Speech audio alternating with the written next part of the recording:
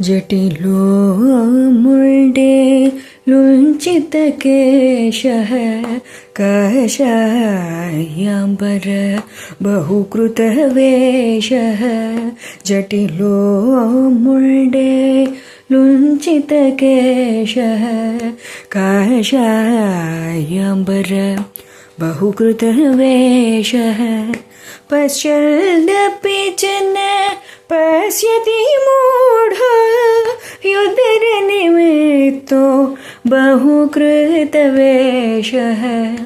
युधरनिमित्तो बहुकृतवेषः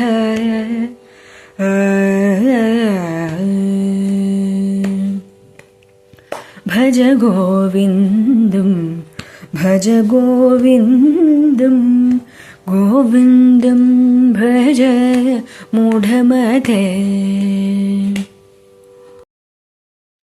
శ్రీశ్రవణ ఛానల్కి శ్రోతలందరికీ కూడాను మరొకసారి స్వాగతం. పావని చాలా చక్కగా పాడి వినిపించారు మనకి ఈ శ్లోకాన్ని కూడాను. నేను చెప్పుకున్నట్టుగా ఈ శ్లోకాలు శిష్యులు చెప్పినవన్నమాట.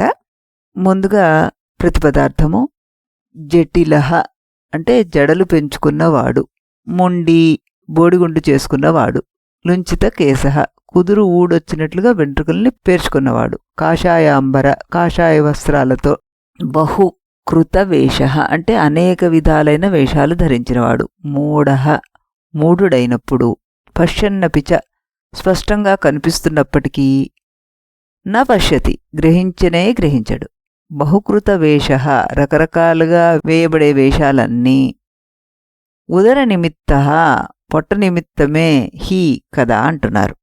అంటే సన్యాసం స్వీకరించి వేషం మార్చినంత మాత్రాన వివేకం కలిగిందనుకోవడం ఒట్టి భ్రాంతి. విద్వత్తున్న సన్యాసులు శంకరులు లాంటి వారు ఎక్కడో ఉంటారు. సన్యాస స్వీకరణానికి ముందే వారు తత్వవేత్తలై శాస్త్ర విధుల మీద గౌరవంతో వాళ్ళు సక్రమ సన్యాసాన్ని స్వీకరించేసి నిరంతరం పరబ్రహ్మ సంధానపరులై ఉంటారు. ప్రారంధాన్ని అనుసరించి వాళ్ళు లోక కళ్యాణ తత్పరులై ఉండడం మూలంగా ఈ శిష్యులకు ఉపదేశిస్తూ ఉంటారన్నమాట. ఆ రకంగా వాళ్ళు దేహయాత్రని గడుపుతూ ఉంటారు. తక్కిన వారందరూ వివిధిషా సన్యాసులే అంటున్నారు. అంటే మన గృహస్థాశ్రమంలో ఉన్న కర్మబాహుళ్యంతో తత్వచింతన చేయడానికి విశ్రాంతి ఉండదని, తగినంత వైరాగ్యం ఏర్పడదు కాబట్టి తెలుసుకోవాలన్న ఇచ్ఛతోటి సన్యసించి దాని మూలంగా లభించిన విశ్రాంతితోటి వాళ్ళు సాధనలు చేస్తుంటారనమాట. మూఢమైన అజ్ఞాన లోకానికి ఎవరు వేషధారి, ఎవరు వేషాలు వేసే సన్యాసులో, ఎవరు నిజమైన సన్యాసో తెలియదు. కాషాయ వస్త్రాలు కనిపించినంత మాత్రంగా నిజమైన సన్యాసులే అని సాష్టాంగ పడుతూ ఉండడం మనందరికీ కూడా అలవాటే. లోకం తమ ఏళ్లలో చూపుతున్న గౌరవాన్ని బట్టే తాము ధరించిన వేషానికి తగినట్లుగా ప్రవర్తించాలని దొంగ సన్యాసులు ఎవరూ కూడాను అనుకోరన్నమాట. సాధనలు చేసి తత్వాన్ని గ్రహించే ప్రయత్నం చేయరు వారు. తనలాంటి మూఢుడు కాడని ఈ మొదటి శిష్యుడి తాత్పర్యం అని ఇక్కడ మనం చెప్పుకోవచ్చు. తమ అనుగ్రహం వల్ల నాకు సన్యాసం అయితే లభించింది, నేను ఇంకా చేయవలసిన సాధన ఎంతో ఉందండి, దాన్ని శ్రద్ధాభక్తులతోనే నేను చేస్తూ ఉంటాను, తమ అనుగ్రహం వల్లనే ఎప్పటికైనా తత్వవేత్తనవుతాను అన్న నమ్మకం నాకుంది, లోకం నా ఎడల చూపుతున్న గౌరవానికి నేను పొంగిపోవడం లేదు, జడలు కట్టించుకున్నా, తల బోడి చేసుకున్నా, వెంట్రుకలు పెరికి వేసుకున్నా, కాషాయ వస్త్రాలు ధరించినా ఇవన్నీ పైవేషాలు మాత్రమే, కూటి కొరకు కోటి వేషాలని ఇవన్నీ పట్టుకుట్టుకి వేసినవే, ప్రజల మూఢతను ఆధారంగా చేసుకుని రోజు గడిస్తే చాలని నేను అనుకోవడం లేదు, మహానుభావ నాకు లభించిన ఈ అవకాశాన్ని సద్వినియోగం చేసుకొని పరమార్థాన్ని అందుకోవడానికి అన్ని రకాలుగా నేను ప్రయత్నం చేస్తూ ఉంటాను అంటూ శిష్యుడు చెప్పాట. ఇప్పుడు మనం దీనికి ఒక చిన్న ఉదాహరణ కూడా చెప్పుకుందాం. ఇక్కడ ఒక ఊర్లో ఒక మహారాజు ఉండేవారు. ఆయన పేరు భద్రసేనుడు. ఆయన కొలువులో ఓ మంత్రి ఉండేవాడు, మహాప్రజ్ఞాశాలి ఆ మంత్రి. అతన్ని మహామంత్రిగా నియమించేశాడు ఈ రాజు. ఓ రోజు గూఢచారులు ఒక వార్తను మోసుకొచ్చారు రాజు దగ్గరికి. రాజా, తిరుగుబాటుదారులు మన రాజ్యం పైన దండయాత్ర చేయడానికి సన్నాహాలు చేస్తున్నారు అంటూ చెప్పారనమాట. వెంటనే మహారాజు ఈ మహామంత్రిని పిలిచి, మీరు సేనాధిపతిని సైన్యాలని తీసుకుని ఆ తిరుగుబాటుదారుల్ని అణిచివేయండి అంటూ ఆజ్ఞాపిస్తాడు. చిత్తం ప్రభు అంటూ ఈ మహామంత్రి మిగతా సైన్యాన్ని సేనాధిపతితో సహా తీసుకుని వెళ్ళిపోతాడు. ఈలోపు ఇక్కడ రాజ్యంలో ఈ భద్రసేనుడు మహారాజుకి ఒక సన్యాసి రాజ్యానికి వచ్చిన వార్త అందుతుందనమాట.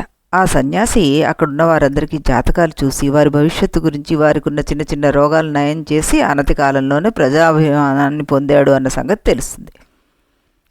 సరే, ఆయన్ని రాజభవనానికి రప్పిస్తాడు ఈ రాజు.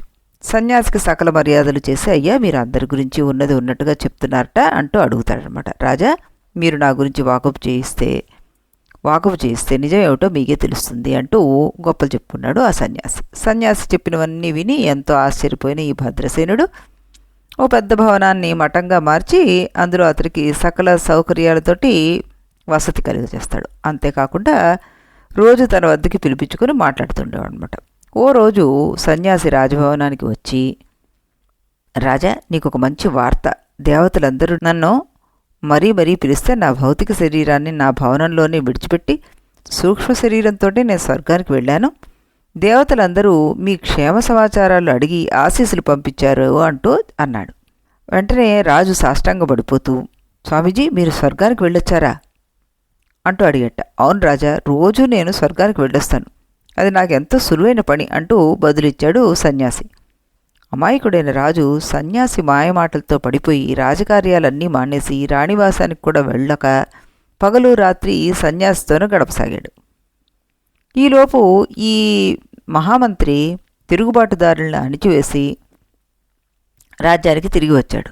రాజుగారి ఈ కపట సన్యాసి మాయలో పడి ప్రజలను పట్టించుకోవడం మానేశారన్న వార్త ఆయన చెవిన పడింది.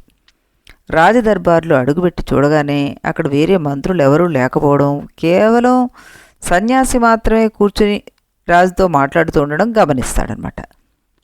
సన్యాసి ఏదో చెప్పబోతుంటే ఆనందంగా వింటున్న రాజు మహామంత్రి రావడం గమనించడు. ఆ సమావేశం చూడగానే ఈయనకు అర్థమైపోతుంది మహామంత్రికి విషయం అంతా. సరాసరి రాజుగారి దగ్గరికి వెళ్ళి, జయం మహారాజా జయం అన్నాడు. తిరుగుబాటు గురించి ప్రస్తావనే తేకుండా, మంత్రివర్య ఈయన గురించి మీకు తెలుసా, ఎంత మహాత్ముడో అంటూ సన్యాసిని చూపిస్తూ పరిచయం చేశాడు. ఎందరో మహాపురుషులను తయారు చేసిన ఈ మహనీయుడు గురించి తెలియకేమిటి, వీరు తరచూ స్వర్గానికి కూడా వెళ్ళొస్తుంటారు కదా అన్నాడు. భద్రసేనుడు అవును మహామంత్రి అంటూ ఇంకా ఏదో చెప్పబోయాడు. తన గురించి బాగా తెలిసినట్లుగా పొగుడుతున్న ఈ మహామంత్రి మాటలకి ఉప్పొంగిపోయాడు ఈ సన్యాసి. మంత్రికి మరింత నమ్మకం కలగజేయడం కోసం, మీకు అంతగా ఆసక్తిగా ఉంటే మీరు స్వయంగా చూడండి అంటూ తన మఠంలోకి వెళ్ళి తలుపు మూసుకున్నాడు. కొంత సమయం గడిచాక, మహారాజా సన్యాసి ఎప్పుడు తిరిగి వస్తాడు అంటూ అడిగాడు ఈ మంత్రి. అంత తొందర ఎందుకు, సన్యాసి తన భౌతిక శరీరాన్ని మఠంలో వదిలేసి సూక్ష్మ శరీరంతో స్వర్గానికి వెళ్ళాడు కదా, వస్తారులే అన్నాడు రాజు. అవునా, అయితే నాకు అనుజ్ఞ ఇవ్వండి, మఠాన్ని వెంటనే తగలబెట్టేస్తానన్నాడు. అదేమిటి, ఎందుకలాగా అన్నారు రాజు. ఎందుకేమిటి మహారాజా, మఠంతో పాటు ఆ సన్యాసి భౌతిక శరీరం కూడా తగలబెట్టేశామంటే సన్యాసి సూక్ష్మమైన దేవ శరీరంతోనే ఉండిపోతారు. ఇకపైన సూక్ష్మ శరీరంతోటే మీ వద్దకు వచ్చి వెళ్తుంటారు. దానివల్ల మీ కీర్తి ప్రతిష్టలు ప్రపంచం అంతా వ్యాపించేస్తాయి అంటూ ఈ మహామంత్రి రాజును ప్రోత్సహించాడు. తనకి కీర్తి వస్తుందని భద్రుడు చెప్పిన మాటలకి ఆనందంతో పొంగిపోయిన రాజు మఠాన్ని తగలబెట్టడానికి అనుమతించాడు. ఆ మంటల్లో మోసకారి సన్యాసి అరుస్తూ రక్షించండి రక్షించండి అని గావు కేకలు పెట్టాడు. మంత్రి దయామయుడు కనుక వెంటనే మంటలను ఆర్పించి అతన్ని బయటికి తీసుకొచ్చి అతని చేత నిజాన్ని చెప్పించాడు. ఈ రకంగా రాజుకి కనువిప్పు కలిగిందనమాట. ఈ విధంగా అమాయకుడైన రాజుని, రాజ్యాన్ని, ప్రజల్ని ఈ కపట సన్యాసి బారి నుంచి కాపాడాడు మహామంత్రి. మాయమాటలు చెప్పి మోసం చేసే కపట సన్యాసుల్ని మనం నమ్మకూడదు అన్నది ఈ కథలో మనం చిన్నప్పుడు చదువుకున్నాం. అయితే ఇక్కడ సన్యాసి లాంటి వేషం వేసుకున్న నిజమైన పాండిత్యము, నిజమైన వైరాగ్యము ఉన్నటువంటి వారు ఎవరు అన్నది గుర్తించడం మనకి ఈ మధ్యకాలంలో కష్టమైపోతుంది అంటూ, నేను అలాంటి వాడిని కాదు మహాప్రభో, మీ శిష్యుణ్ణి, నాకు మీరు చెప్పిన బోధనలు వంటపట్టాయి, నేను మీరు చెప్పిన మార్గంలోనే నడవడానికి ప్రయత్నం చేస్తున్నాను, అలాగే వెళ్తాను అంటూ శంకర భగవత్పాదుల వారి శిష్యుడు ఇక్కడ ఈ పద్యాన్ని చెప్పడం జరిగిందనమాట. రోజు చూస్తూనే ఉంటాం కదా, పెద్ద పెద్ద మాటలు, కాషాయ వస్త్రాలు, సోషల్ మీడియాలో గురూజీలు, బాబాలు, స్వామీజీలు అంటూ ప్రచారం, భక్తుల డబ్బులు, భూములు, బంగారాలు, ఉపదేశాలు, ఇవన్నీ కూడా మనం అక్కడ చూస్తూనే ఉంటాం. గొప్ప జీవితంగా వాళ్ళది మారిపోతుంది, భోగవంతంగా. ఉదర నిమిత్తం బహుకృత వేష అన్నది ఇక్కడ కరెక్ట్గా సరిపోతుంది అనమాట. నిజమైన సన్యాసులు ఉన్నారు, వారిని గుర్తించి వారికి సేవ చేయడం కూడాను మన కర్తవ్యంగా మనం భావించాలి. ఈ శిష్యుడు ఇక్కడ మీరు నేర్పించిన ఈ విద్యని నా సన్యాసాశ్రమంలో నేను ఇంకొంచెం ప్రగతిని సాధించడానికే ఉపయోగించుకుంటాను గురువర్య అంటూ చెప్తున్నారనమాట శంకరుల వారికి.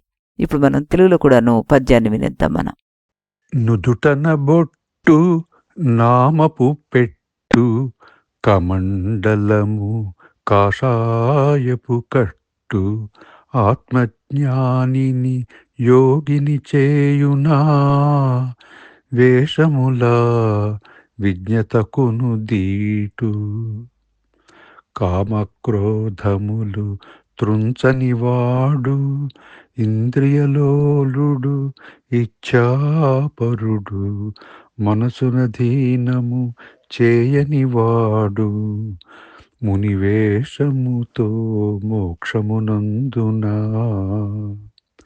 స్మరించు హరిని స్మరించు హరిని స్మరించు హరిని సుగుణమతి భజించు హరిని భజించు హరిని భజించు హరిని బుద్ధిమతి.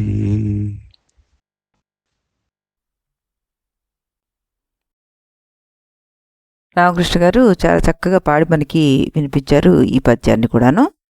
మనం సంస్కృతంలో చెప్పుకున్న శ్లోకం శంకరుల వారి శిష్యులు చోటకాచార్యుల వారు చెప్పిందని చెప్తుంటారు పెద్దలు. వేషభాషలు భక్తికి జ్ఞానానికి కొలమానాలు కావు. బోడితలలు వేసుకుని నామాలు పెట్టుకుని కాషాయ వస్త్రాలు ధరించినంత మాత్రాన అజ్ఞాని జ్ఞాని కాలేడు. బాహ్యవేషాలు మోసాలకే గాని మోక్షాన్ని సాధించడానికి పనికిరావు అంటున్నారు.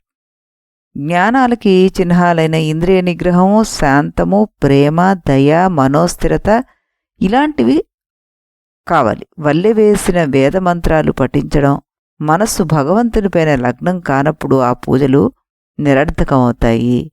పరమార్థం తెలుసుకోలేని వ్యక్తి ఏ వేషం వేసినా వ్యర్థమే.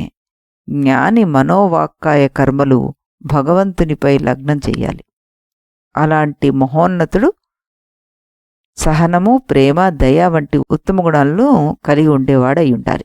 సాటివారిపై అతను అతి కరుణతోటి ప్రవర్తించగలగాలి. కోపగించుకోవడం, పరులను నిష్కారణంగా దూషించడం, అవమానించడం అనేవి సన్యాసి లక్షణాలు కానే కావు.